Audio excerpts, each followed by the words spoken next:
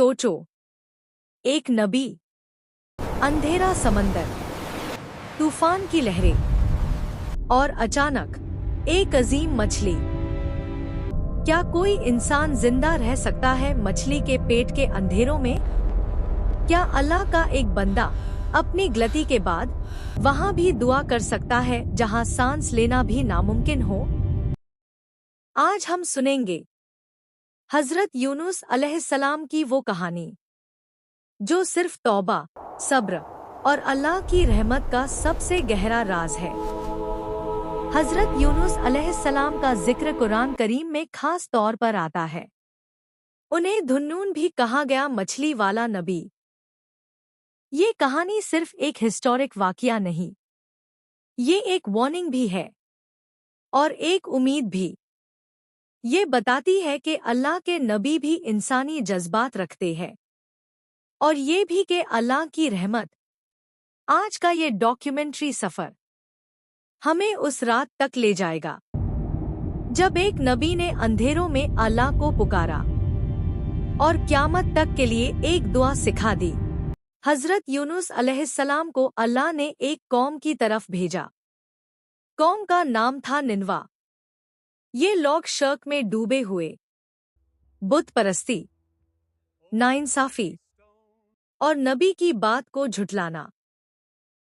हजरत यूनुस ने सालों तक दावत दी, नरमी से, दर्द के साथ, मगर कौम ने इनकार किया, मजाक बनाया और सच्चाई को ठुकरा दिया। वक्त गुजरता गया, सब्र का इम्तिहान ज्यादा होता गया और फिर एक लम्हा आया जहां हजरत यूनुस अलैहिस्सलाम का सब्र जवाब दे गया। हजरत यूनुस अलैहिस्सलाम ने कौम को बताया कि अगर तुम ना माने तो अल्लाह का अजाब आ सकता है। फिर बिना अल्लाह के हुक्म का इंतजार किए वो कौम को छोड़कर निकल गए। यहाँ ये बात बहुत अहम है। ये कोई लड़ाई नहीं थी, ये एक इंसानी जल्दबाजी थी।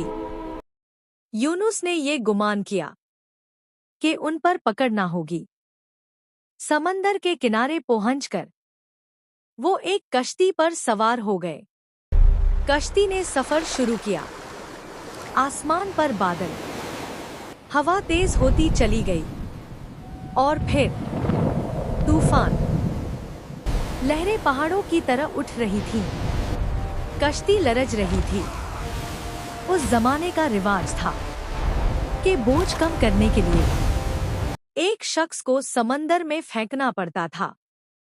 कुरें डाली गई, एक नाम निकला, हजरत यूनुस अलैहिस्सलाम। दोबारा कुरें डाली गई, फिर वही नाम। तीसरी बार वही। हजरत यूनुस समझ गए ये अल्लाह का फैसला था। हजरत यूनुस अलैहिस्सलाम ने खुद को समंदर के हवाले कर दिया और इसी लम्हे एक अजीम मछली ने अल्लाह के हुक्म से उन्हें निगल लिया। अंधेरा, तीसरा अंधेरा, रात का अंधेरा, समंदर का अंधेरा और मछली के पेट का अंधेरा। कोई आवाज नहीं, कोई रोशनी नहीं, कोई सहारा नहीं। यहीं पर हजरत यूनुस अलैहिस्सलाम को एहसास हुआ ये सजा नहीं थी, ये तज़किया थी।